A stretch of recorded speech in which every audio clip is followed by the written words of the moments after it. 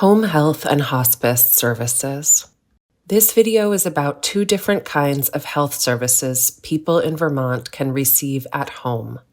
The services are for different times in a person's life, but they're under one agency in Vermont called Home Health and Hospice.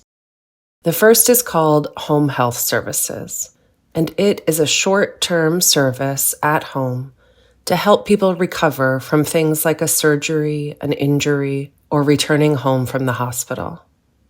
The second one is called hospice care, and it is for people who have terminal illnesses to help them feel as comfortable as possible as they approach the end of their lives.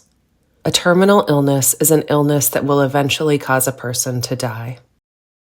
The goal of home health services is to help you get back to the level of functioning and wellness that you had before the illness or injury. For example, if you were able to go up and down the stairs before you went into the hospital, home health services will work with you to be able to do that again.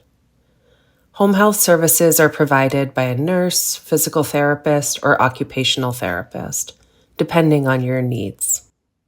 These services are paid for by private health insurance, Medicaid, and Medicare. To receive these services, your doctor will need to send a request to the home health agency.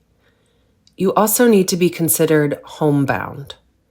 This doesn't mean that you can never leave your home. It just means that it is quite difficult for you to leave your home, or that your doctor has recommended you stay home. Your doctor and the home health agency will help you understand the services you can get. It's important to know that home health will visit you at your home to provide services, but will not be in your home taking care of you all the time. Home health has a nurse on call at all times to answer your questions over the phone, but they are not emergency services. If you are having a medical emergency, you should always call 911. The services that home health provides include caring for a wound, giving instructions on taking your medications, and giving you guidance about managing your disease. Home health provides physical therapy services after a surgery to help you regain your strength. Home health also offers services from social workers, speech therapists, and nurses' aid. Your doctor will help you understand the services that you qualify for. Once you've reached the goals you set when you started getting home health services, your services will end. You can receive more home health services in the future if you become injured or ill again, but the home health agency will need to receive a new request from your doctor. If you have Medicaid or Medicare, there is no limit on the number of home health care visits you can receive. Some private health insurance companies put a limit on the number of home health care visits they will pay for. Check with your insurance company by calling the number on the back of the card to see what they will pay for. Ask for an interpreter if you need one.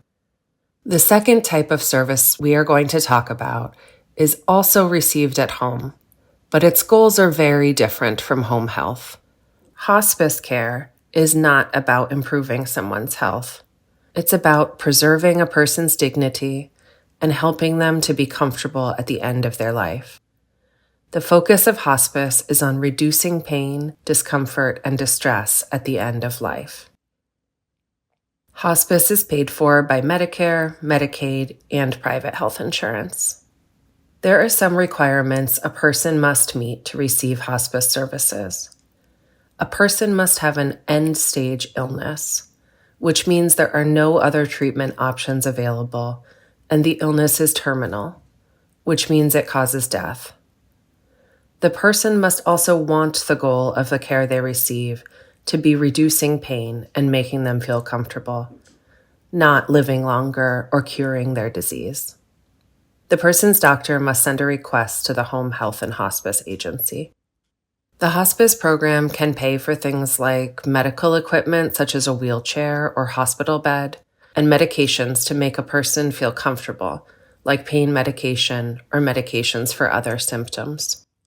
Hospice also pays for services like nursing and spiritual care, visits from a social worker, nurses' aides, or volunteers, and help with taking care of household tasks like laundry or dishes. It's important to know that when a person starts receiving hospice services, health insurance companies will no longer pay for certain health services. For example, if a person has terminal cancer and starts getting hospice services, insurance will no longer pay for chemotherapy or radiation. People always have the right to stop receiving hospice services at any time with no financial penalty. And they can restart hospice services at a later date. The hospice service providers will not stay with a person and take care of them all the time, but they do have a nurse available at all times that people can call to ask questions and get help managing pain and other symptoms. Hospice services are also available in a nursing home or residential facility. Hospice also provides counseling for families or caregivers who are grieving the loss of their loved one for a year following their death.